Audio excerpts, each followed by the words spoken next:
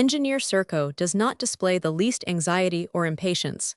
He continues to greet me with his accustomed ironical cordiality, and with a kindly air that I distrust, with good reason. He affects to be solicitous as to my health, urges me to make the best of a bad job, calls me Ali Baba, assures me that there is not, in the whole world, such an enchanting spot as this Arabian Nights cavern, observes that I am fed, warmed, lodged, and clothed, that I have no taxes to pay, and that even the inhabitants of the favored Principality of Monaco do not enjoy an existence more free from care. Sometimes this ironical verbiage brings the blood to my face, and I am tempted to seize this cynical banterer by the throat and choke the life out of him. They would kill me afterwards. Still, what would that matter? Would it not be better to end in this way than to spend years and years amid these infernal and infamous surroundings? However, while there is life there is hope, I reflect, and this thought restrains me. I have scarcely set eyes upon Thomas Rock since the Ebba went away. He shuts himself up in his laboratory and works unceasingly. If he utilizes all the substances placed at his disposition, there will be enough to blow up Back Cup, and the whole Bermudan archipelago with it. I cling to the hope that he will never consent to give up the secret of his deflagrator, and that Engineer Serko's efforts to acquire it will remain futile. September 3. Today I have been able to witness with my own eyes the power of Rock's explosive, and also the manner in which the fulgurator is employed. During the morning, the men began to pierce the passage through the wall of the cavern at the spot fixed upon by Engineer Serko, who superintended the work in person. The work began at the base, where the rock is as hard as granite. To have continued it with pickaxes would have entailed long and arduous labor, inasmuch as the wall at this place is not less than from 20 to 30 yards in thickness, but thanks to Rock's fulgurator the passage will be completed easily and rapidly. I may well be astonished at what I have seen. The pickaxes hardly made any impression on the rock, but its disaggregation was effected with really remarkable facility by means of the fulgurator. A few grains of this explosive shattered the rocky mass and reduced it to almost impalpable powder that one's breath could disperse as easily as vapor. The explosion produced an excavation measuring fully a cubic yard. It was accompanied by a sharp detonation that may be compared to the report of a cannon. The first charge used, although a very small one, a mere pinch, blew the men in every direction, and 2 of them were seriously injured. Engineer Serko himself was projected several yards and sustained some rather severe contusions. Here is how this substance, whose bursting force surpasses anything hitherto conceived, is employed. A small hole about 1.5 inches in length is pierced obliquely in the rock. A few grains of the explosive are then inserted, but no wad is used. Then Thomas Rock steps forward. In his hand is a little glass phial containing a bluish, oily liquid that congeals almost as soon as it comes in contact with the air. He pours 1 drop on the entrance of the hole and draws back, but not with undue haste. It takes a certain time, about 35 seconds, I reckon, before the combination of the fulgurator and deflagrator is effected. But when the explosion does take place, its power of disaggregation is such, I repeat, that it may be regarded as unlimited. It is at any rate 1,000 times superior to that of any known explosive. Under these circumstances, it will probably not take more than a week to complete the tunnel. September 19. For some time past, I have observed that the tide rises and falls twice every 24 hours, and that the ebb and flow produce a rather swift current through the submarine tunnel. It is pretty certain, therefore, that a floating object thrown into the lagoon when the top of the orifice is uncovered would be carried out by the receding tide. It is just possible that during the lowest equinoctial tides the top of the orifice is uncovered.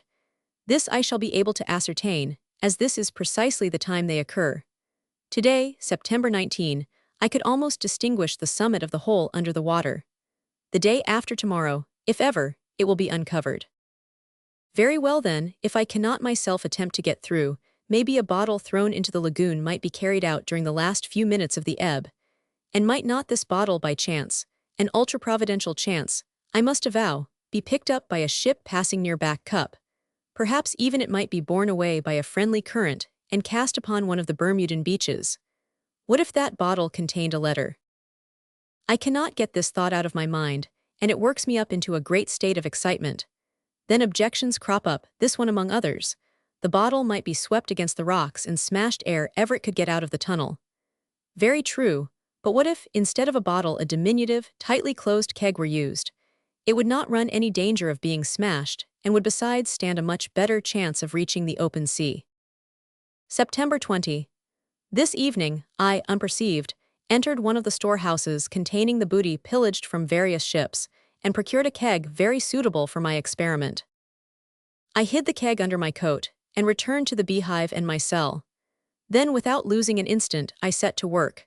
Paper, pen, ink, nothing was wanting, as will be supposed from the fact that for 3 months I have been making notes and dotting down my impressions daily. I indite the following message. On June 15, last Thomas Rock and his keeper Gaydon, or rather Simon Hart, the French engineer who occupied Pavilion No. 17 at Healthful House near New Bern, North Carolina, United States of America, were kidnapped and carried on board the schooner Ebba, belonging to the Count d'Artigas. Both are now confined in the interior of a cavern which serves as a lair for the said Count d'Artigas, who is really Ker Karage, the pirate who some time ago carried on his depredations in the West Pacific, and for about 100 men of which his band is composed. When he has obtained possession of Rock's fulgurator whose power is, so to speak, without limit, Ker Karage will be in a position to carry on his crimes with complete impunity. It is therefore urgent that the states interested should destroy his lair without delay. The cavern in which the pirate Ker Karage has taken refuge is in the interior of the islet of Back Cup, which is wrongly regarded as an active volcano. It is situated at the western extremity of the archipelago of Bermuda, and on the east is bounded by a range of reefs, but on the north, south, and west is open. Communication with the inside of the mountain is only possible through a tunnel a few yards underwater in a narrow pass on the west. A submarine apparatus therefore is necessary to effect an entrance, at any rate, until a tunnel they are boring through the northwestern wall of the cavern is completed. The pirate Ker Karage employs an apparatus of this kind, the submarine boat that the Count d'Artigas ordered of the Cramps, and which was supposed to have been lost during the public experiment with it in Charleston Bay. This boat is used not only for the purpose of entering and issuing from Back Cup, but also to tow the schooner and attack merchant vessels in Bermudan waters. This schooner Ebba, so well known on the American coast, is kept in a small creek on the western side of the island, behind a mass of rocks, and is invisible from the sea. The best place to land is on the west coast, formerly occupied by the colony of Bermudan fishers, but it would first be advisable to effect a breach in the side of the cavern by means of the most powerful melanite shells. The fact that Ker Karage may be in the position to use Rock's fulgurator for the defense of the island must also be taken into consideration. Let it be well borne in mind that if its destructive power surpasses anything ever conceived or dreamed of, it extends over a zone not exceeding a mile in extent. The distance of this dangerous zone is variable, but once the engines have been set, the modification of the distance occupies some time, and a warship that succeeds in passing the zone has nothing further to fear. This document is written on the 20th day of September at 8 o'clock in the evening, and is signed with my name. Thomas Hart, Engineer. The above is the text of the statement I have just drawn up. It says all that is necessary about the island, whose exact situation is marked on all modern charts and maps, and points out the expediency of acting without delay, and what to do in case Ker Karage is in the position to employ Rock's fulgurator. I add a plan of the cavern showing its internal configuration, the situation of the lagoon, the lay of the beehive, Ker Karage's habitation, my cell, and Thomas Rock's laboratory. I wrap the document in a piece of tarpaulin and insert the package in the little keg, which measures 6 inches by 3.5. It is perfectly watertight and will stand any amount of knocking about against the rocks. There is one danger, however, and that is that it may be swept back by the returning tide, cast up on the island, and fall into the hands of the crew of the Ebba when the schooner is hauled into her creek. If Ker Karage ever gets hold of it, it will be all up with me. It will be readily conceived with what anxiety I have awaited the moment to make the attempt. I am in a perfect fever of excitement, for it is a matter of life or death to me. I calculate from previous observations that the tide will be very low at about 8:45. The top of the tunnel ought then to be 1.5 feet above water, which is more than enough to permit of the keg passing through it. It will be another half hour at least before the flow sets in again, and by that time, the keg may be far enough away to escape being thrown back on the coast. I peer out of my cell. There is no one about, and I advance to the side of the lagoon, where by the light of a nearby lamp, I perceive the arch of the tunnel, towards which the current seems to be setting pretty swiftly. I go down to the very edge, and cast in the keg which contains the precious document and all my hopes. God be with it, I fervently exclaim, God be with it. For a minute or two, the little barrel remains stationary, and then floats back to the side again. I throw it out once more with all my strength. This time it is in the track of the current, which to my great joy sweeps it along, and in 20 seconds, it has disappeared in the tunnel. Yes, God be with it. May heaven guide thee, little barrel. May it protect all those whom carriage menaces, and grant that this band of pirates may not escape from the justice of man. Chapter 14. Battle between the sword and the tug. Through all this sleepless night I have followed the keg in fancy. How many times I seem to see it swept against the rocks in the tunnel into a creek, or some excavation. I am in a cold perspiration from head to foot. Then I imagine that it has been carried out to sea. Heavens! If the returning tide should sweep it back to the entrance, and then through the tunnel into the lagoon, I must be on the lookout for it. I rise before the sun, and saunter down to the lagoon. Not a single object is floating on its calm surface. The work on the tunnel through the side of the cavern goes on, and at 4 o'clock in the afternoon on September 23, Engineer Serko blows away the last rock obstructing the issue, and communication with the outer world is established. It is only a very narrow hole, and one has to stoop to go through it. The exterior orifice is lost among the crannies of the rocky coast, and it would be easy to obstruct it, if such a measure became necessary. It goes without saying that the passage will be strictly guarded. No one without special authorization will be able either to go out or come in, therefore there is little hope of escape in that direction. September 25. This morning the tug rose from the depth of the lagoon to the surface, and has now run alongside the jetty. The Count d'Artigas and Captain Spade disembark, and the crew set to work to land the provisions, boxes of canned meat, preserves, barrels of wine and spirits, and other things brought by the Ebba, among which are several packages destined for Thomas Rock. The men also land the various sections of Rock's engines which are discoid in shape. The inventor watches their operations, and his eyes glisten with eagerness. He seizes one of the sections, examines it, and nods approval. I notice that his joy no longer finds expression in incoherent utterances, that he is completely transformed from what he was while a patient at Healthful House. So much is this the case that I begin to ask myself whether his madness, which was asserted to be incurable, has not been radically cured. At last Thomas Rock embarks in the boat used for crossing the lake, and is rowed over to his laboratory. Engineer Serko accompanies him. In an hour's time, the tug's cargo has all been taken out and transported to the storehouses. Carriage exchanges a word or two with Engineer Serko, and then enters his mansion. Later, in the afternoon, I see them walking up and down in front of the beehive, and talking earnestly together. Then they enter the new tunnel, followed by Captain Spade. If I could but follow them! If I could but breathe for a while the bracing air of the Atlantic, of which the interior of Back Cup only receives attenuated puffs, so to speak. From September 26 to October 10, 15 days have elapsed. Under the directions of Engineer Serko and Thomas Rock, the sections of the engines have been fitted together. Then the construction of their supports is begun. These supports are simple trestles, fitted with transverse troughs or grooves of various degrees of inclination, and which could be easily installed on the deck of the Ebba, or even on the platform of the tug, which can be kept on a level with the surface. Thus Carriage will be ruler of the seas with his yacht. No warship, however big, however powerful, will be able to cross the zone of danger, whereas the Ebba will be out of range of its guns.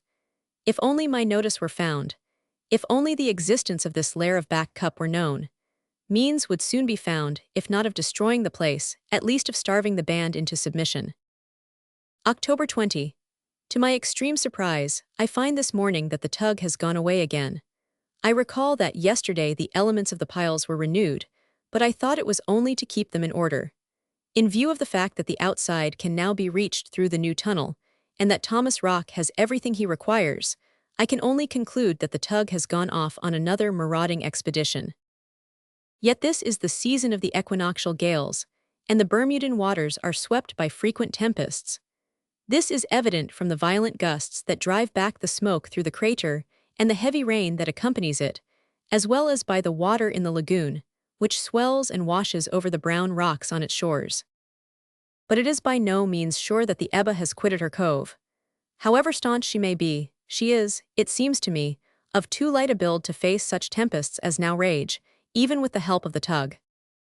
On the other hand, although the tug has nothing to fear from the heavy seas, as it would be in calm water a few yards below the surface, it is hardly likely that it has gone on a trip unless to accompany the schooner.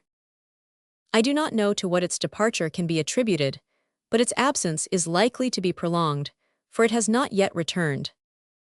Engineer Serko has remained behind, but Kercarriage, Captain Spade, and the crew of the schooner, I find, have left. Life in the cavern goes on with its usual dispiriting monotony. I pass hour after hour in my cell, meditating, hoping, despairing, following in fancy the voyage of my little barrel, tossed about at the mercy of the currents, and whose chances of being picked up, I fear, are becoming fainter each day, and killing time by writing my diary, which will probably not survive me. Thomas Rock is constantly occupied in his laboratory, manufacturing his deflagrator. I still entertain the conviction that nothing will ever induce him to give up the secret of the liquid's composition, but I am perfectly aware that he will not hesitate to place his invention at Kercarriage service. I often meet Engineer Serko when my strolls take me in the direction of the beehive. He always shows himself disposed to chat with me, though, it is true, he does so in a tone of impertinent frivolity. We converse upon all sorts of subjects, but rarely of my position. Recrimination thereanent is useless and only subjects me to renewed bantering. October 22. Today I asked Engineer Serko whether the Ebba had put to sea again with the tug. Yes, Mr. Simon Hart, he replied, and though the clouds gather and loud the tempest roars, be in no uneasiness in regard to our dear Ebba. Will she be gone long? We expect her back within 48 hours. It is the last voyage Count d'Artigas proposes to make before the winter gales render navigation in these parts impracticable. Is her voyage one of business or pleasure? Of business, Mr. Hart, of business, answered Engineer Serko with a smile. Our engines are now completed, and when the fine weather returns we shall resume offensive operations. Against unfortunate merchantmen. As unfortunate as they are richly laden. Acts of piracy, whose impunity will, I trust, not always be assured, I cried. Calm yourself, dear colleague, be calm, be calm. No one you know can ever discover our retreat, and none can ever disclose the secret. Besides, with these engines, which are so easily handled and are of such terrible power, it would be easy for us to blow to pieces any ship that attempted to get within a certain radius of the island. Providing, I said, that Thomas Rock has sold you the composition of his deflagrator as he has sold you that of his fulgurator. That he has done, Mr. Hart, and it behooves me to set your mind at rest upon that point. From this categorical response, I ought to have concluded that the misfortune had been consummated, but a certain hesitation in the intonation of his voice warned me that implicit reliance was not to be placed upon Engineer Serko's assertions. October 25. What a frightful adventure I have just been mixed up in, and what a wonder I did not lose my life. It is only by a miracle that I am able to resume these notes, which have been interrupted for 48 hours. With a little luck, I should have been delivered.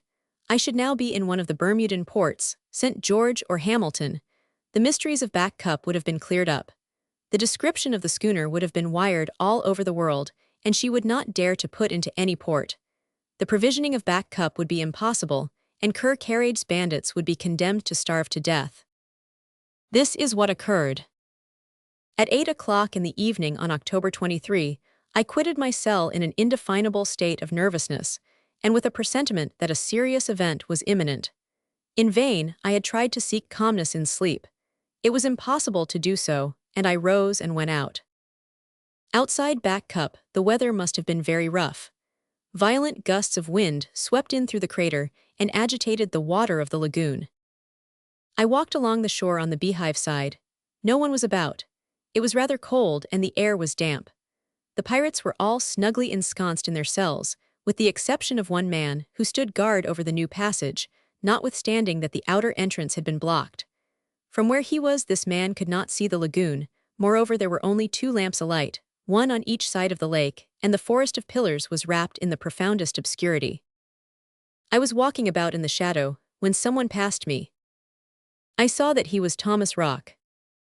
He was walking slowly, absorbed by his thoughts, his brain at work as usual. Was this not a favorable opportunity to talk to him, to enlighten him about what he was probably ignorant, namely, the character of the people into whose hands he had fallen? He cannot, I argued, know that the Count d'Artigas is none other than Carcarage, the pirate. He cannot be aware that he has given up a part of his invention to such a bandit. I must open his eyes to the fact that he will never be able to enjoy his millions, that he is a prisoner in Back Cup, and will never be allowed to leave it, any more than I shall. Yes, I will make an appeal to his sentiments of humanity, and point out to him what frightful misfortunes he will be responsible for if he does not keep the secret of his deflagrator. All this I had said to myself, and was preparing to carry out my resolution, when I suddenly felt myself seized from behind. 2 men held me by the arms, and another appeared in front of me. Before I had time to cry out, the man exclaimed in English, "Hush, not a word. Are you not Simon Hart?" "Yes, how did you know?" "I saw you come out of your cell." "Who are you, then?" "Lieutenant Davon of the British Navy, of HMS Standard, which is stationed at the Bermudas." Emotion choked me, so that it was impossible for me to utter a word. "We have come to rescue you from Carcarage, and also propose to carry off Thomas Rock," he added. "Thomas Rock," I stammered. "Yes, the document signed by you was found on the beach at St. George." "In a keg, Lieutenant Davon, which I committed to the waters of the lagoon." "And which contained," went on the officer, "the notice by which we were apprised that the island of Back Cup served as a refuge for Carcarage and his band.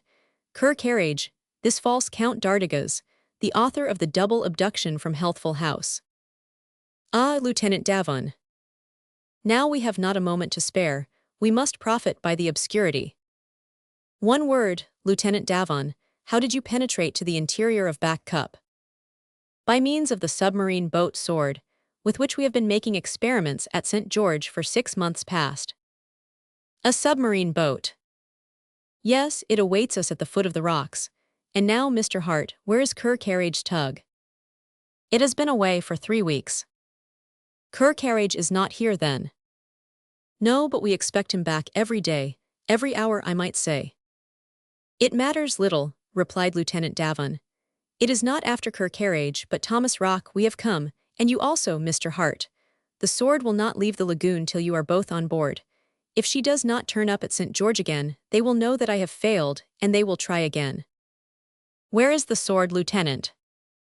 "On this side, in the shadow of the bank, where it cannot be seen. Thanks to your directions, I and my crew were able to locate the tunnel. We came through all right, and 10 minutes ago rose to the surface of the lake. 2 men landed with me. I saw you issue from the cell marked on your plan. Do you know where Thomas Rock is?" "A few paces off. He has just passed me, on his way to his laboratory." "God be praised, Mr. Hart." "Amen, Lieutenant Davon." The lieutenant, the 2 men and I took the path around the lagoon. We had not gone far when we perceived Thomas Rock in front of us. To throw ourselves upon him, gag him before he could utter a cry, bind him before he could offer any resistance, and bear him off to the place where the Sword was moored was the work of a minute. The Sword was a submersible boat of only 12 tons, and consequently much inferior to the tug, both in respect of dimensions and power. Her screw was worked by a couple of dynamos, fitted with accumulators, that had been charged 12 hours previously in the port of St. George. However, the Sword would suffice to take us out of this prison, to restore us to liberty, that liberty of which I had given up all hope. Thomas Rock was at last to be rescued from the clutches of Carcarage and Engineer Serko. The rascals would not be able to utilize his invention, and nothing could prevent the warships from landing a storming party on the island, who would force the tunnel in the wall and secure the pirates.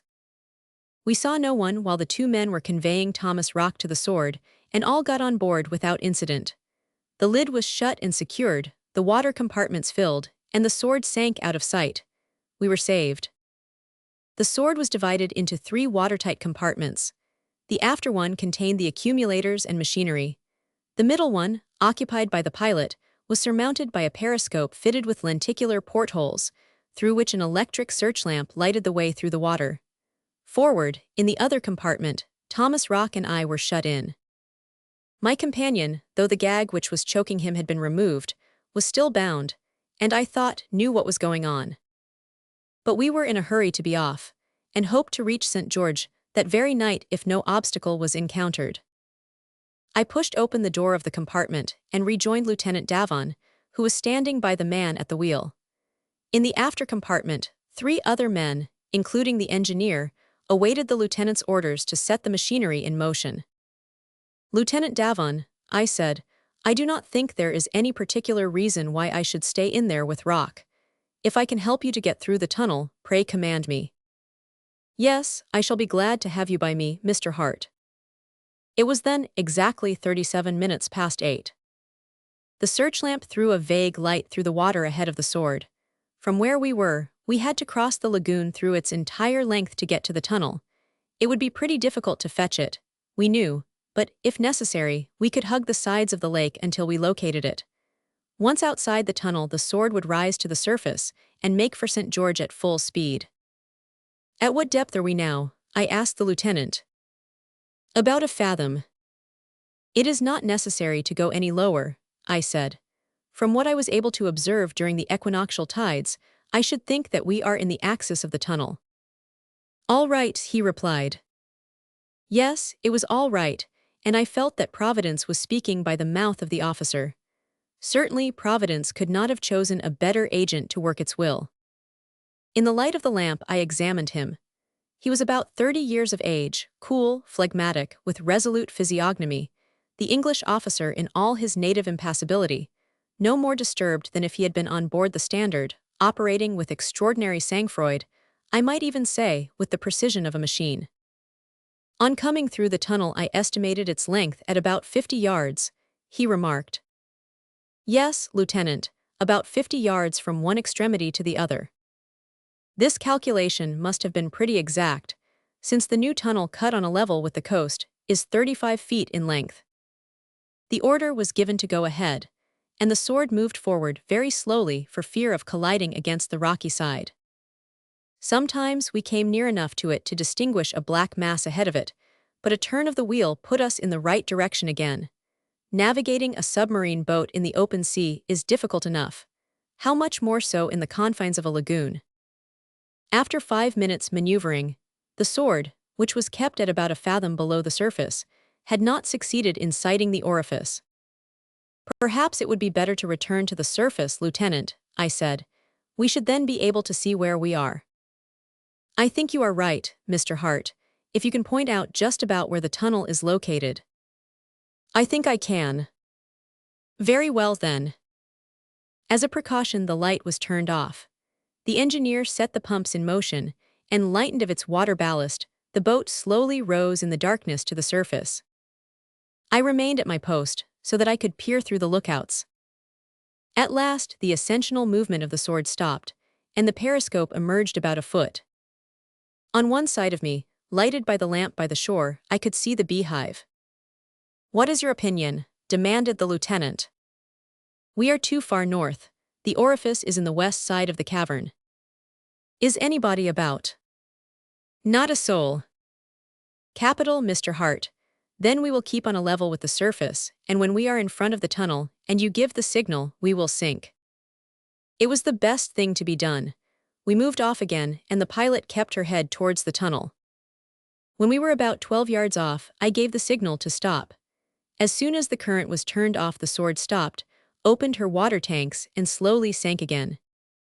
Then the light in the lookout was turned on again, and there in front of us was a black circle that did not reflect the lamp's rays. There is the tunnel," I cried. Was it not the door by which I was going to escape from my prison? Was not liberty awaiting me on the other side? Gently the sword moved towards the orifice. Oh, the horrible mischance! How have I survived it? How is it that my heart is not broken? A dim light appeared in the depth of the tunnel, about 25 yards in front of us. The advancing light could be none other than that, projected through the lookout of Kerkaridge's submarine boat. The tug, I exclaimed. Lieutenant, here is the tug returning to Back Cup. Full speed astern, ordered the officer, and the sword drew back just as she was about to enter the tunnel.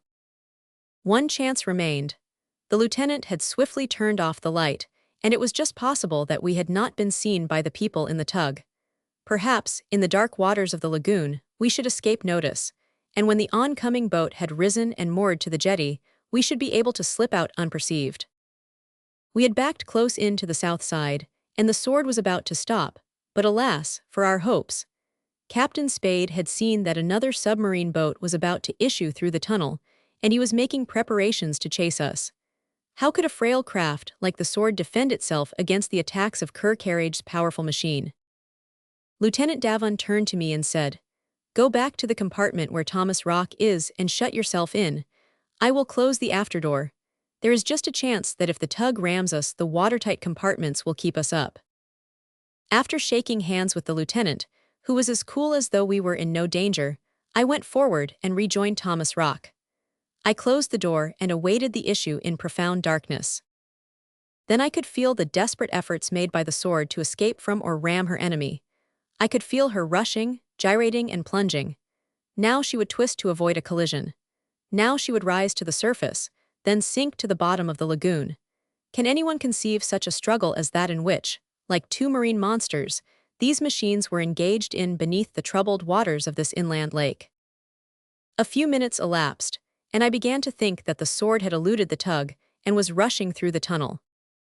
Suddenly there was a collision. The shock was not, it seemed to me, very violent, but I could be under no illusion. The sword had been struck on her starboard quarter. Perhaps her plates had resisted, and if not, the water would only invade one of her compartments, I thought. Almost immediately after, however, there was another shock that pushed the sword with extreme violence. She was raised by the ram of the tug which sawed and ripped its way into her side. Then I could feel her heel over and sink straight down, stern foremost. Thomas Rock and I were tumbled over violently by this movement. There was another bump, another ripping sound, and the sword lay still. Just what happened after that I am unable to say, for I lost consciousness. I have since learned that all this occurred many hours ago.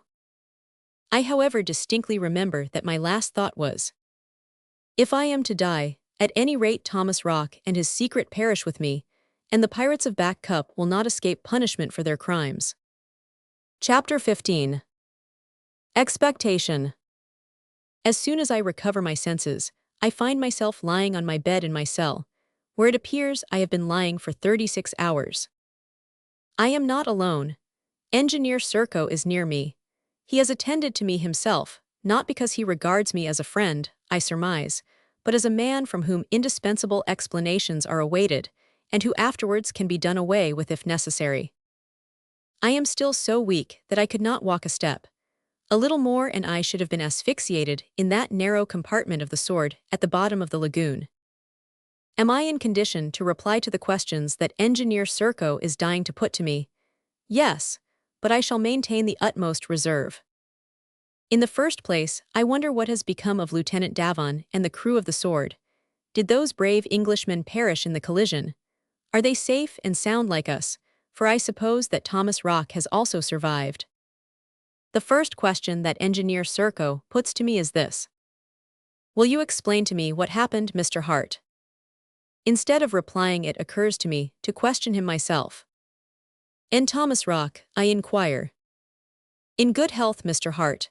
Then he adds in an imperious tone, tell me what occurred. In the first place, tell me what became of the others. What others? Replies Serko, glancing at me savagely. Why, those men who threw themselves upon Thomas Rock and me, who gagged, bound, and carried us off and shut us up, I know not where. On reflection, I had come to the conclusion that the best thing to do was to pretend that I had been surprised before I knew where I was, or who my aggressors were.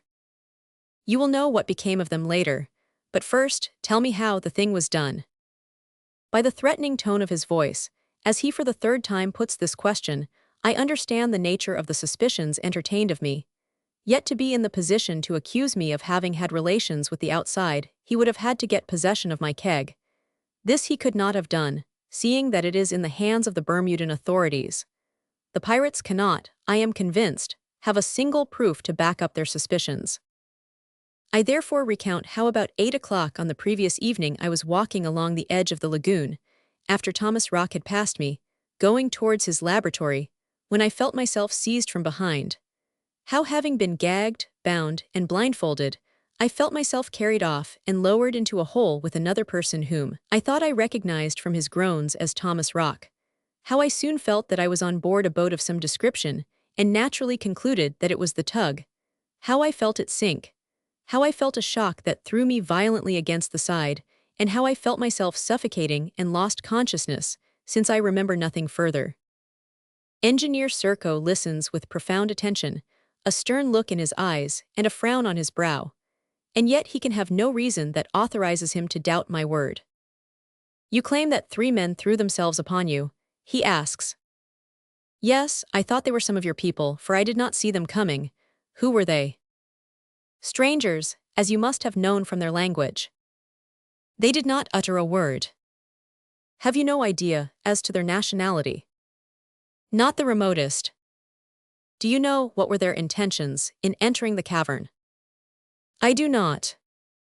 What is your opinion about it? My opinion, Mr. Serko. I repeat, I thought they were 2 or 3 of your pirates who had come to throw me into the lagoon by the Count d'Artigas' orders, and that they were going to do the same thing to Thomas Rock. I supposed that having obtained his secrets, as you informed me was the case, you had no further use for him and were about to get rid of us both. Is it possible, Mr. Hart, that you could have thought such a thing? Continued Serko in his sarcastic way. I did, until having been able to remove the bandage from my eyes, I perceived that I was in the tug. It was not the tug, but a boat of the same kind that had got through the tunnel.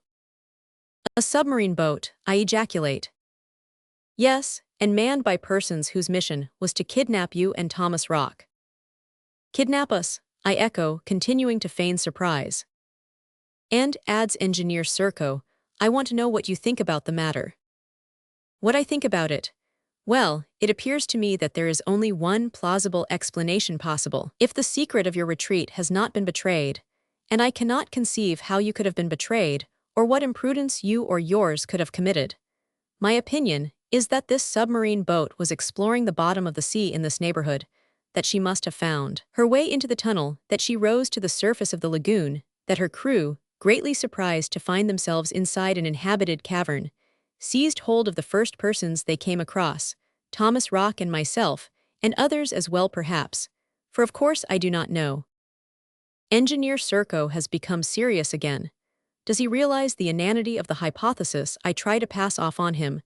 Does he think I know more than I will say? However this may be, he accepts my professed view and says, in effect, Mr. Hart, it must have happened as you suggest, and when the stranger tried to make her way out through the tunnel just as the tug was entering, there was a collision of which she was the victim. But we are not the kind of people to allow our fellow men to perish before our eyes. Moreover, the disappearance of Thomas Rock and yourself was almost immediately discovered. 2 such valuable lives had to be saved at all hazards. We set to work. There are many expert divers among our men. They hastily donned their suits and descended to the bottom of the lagoon. They passed lines around the hull of the Sword. The Sword, I exclaim. That is the name we saw painted on the bow of the vessel when we raised her to the surface. What satisfaction we experienced when we recovered you, unconscious, it is true, but still breathing, and were able to bring you back to life. Unfortunately, all our attentions to the officer who commanded the Sword and to his crew were useless. The shock had torn open the after and middle compartments, and they paid with their lives the misfortune, due to chance, as you observe, of having discovered our mysterious retreat. On learning that Lieutenant Davon and his companions are dead, my heart is filled with anguish, but to keep up my role, as they were persons with whom, presumably, I was not acquainted, and had never seen, I am careful not to display any emotion. I must on no account afford ground for the suspicion that there was any connivance between the commander of the sword and me. For aught I know, Engineer Serko may have reason to be very skeptical about the discovery of the tunnel being accidental.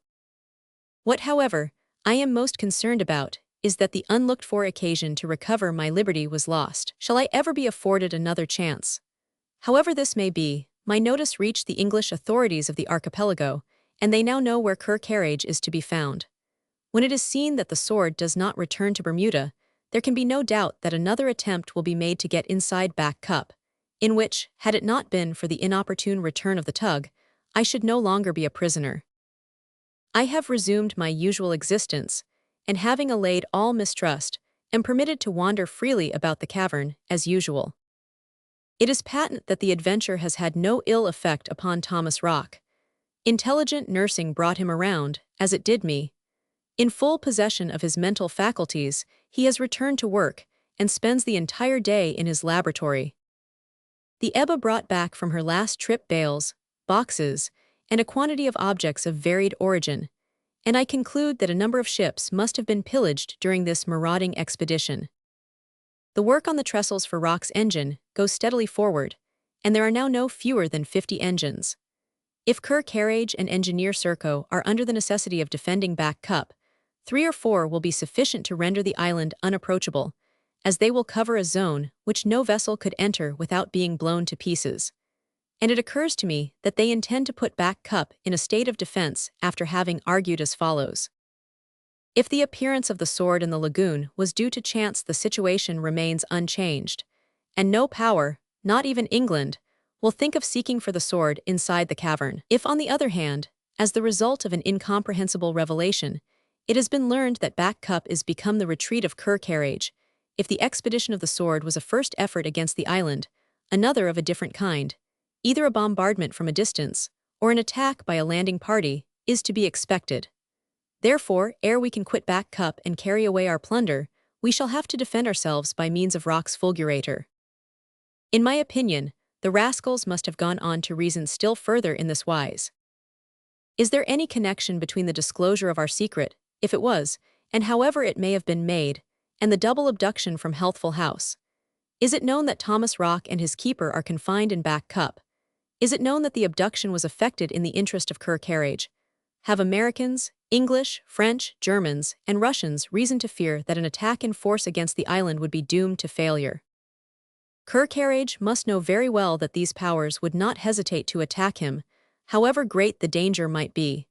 The destruction of his lair is an urgent duty in the interest of public security and of humanity. After sweeping the West Pacific, the pirate and his companions are infesting the West Atlantic, and must be wiped out at all costs.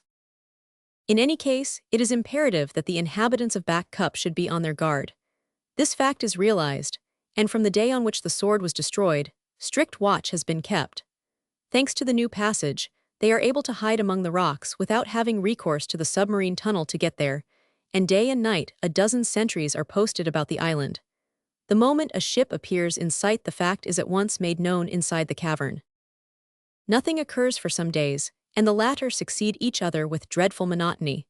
The pirates, however, feel that Back Cup no longer enjoys its former security. Every moment an alarm from the sentries posted outside is expected. The situation is no longer the same since the advent of the sword.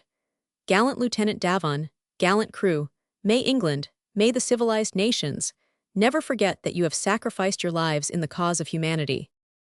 It is evident that now, however powerful may be their means of defense, even more powerful than a network of torpedoes, Engineer Serko and Captain Spade are filled with an anxiety that they vainly essay to dissemble. They hold frequent conferences together. Maybe they discuss the advisability of quitting Back Cup with their wealth, for they are aware that if the existence of the cavern is known, means will be found to reduce it, even if the inmates have to be starved out. This is, of course, mere conjecture on my part.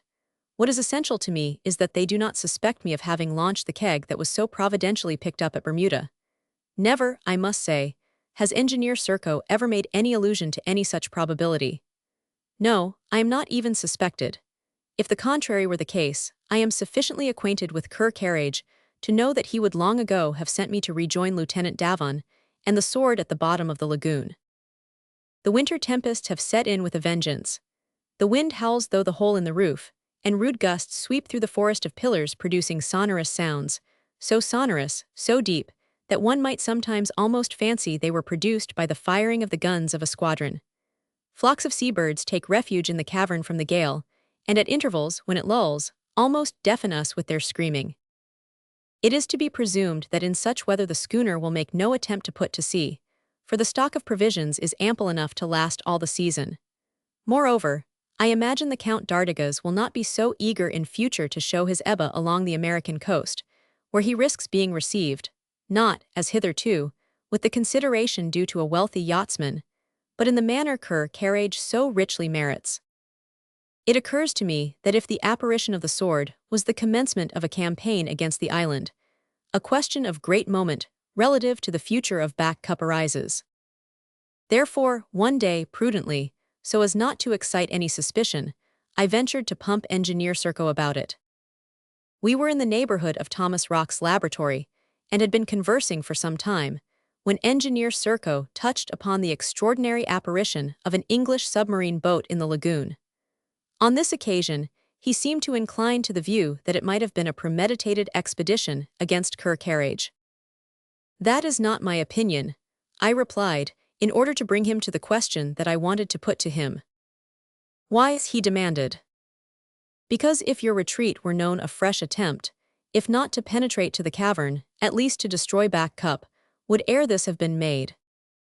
"Destroy it," cried Serko. "It would be a dangerous undertaking, in view of the means of defense of which we now dispose." "They can know nothing about this matter, Mr. Serko. It is not imagined, either in the New World or the Old, that the abduction from Healthful House was effected for your especial benefit, or that you have succeeded in coming to terms with Thomas Rock for his invention.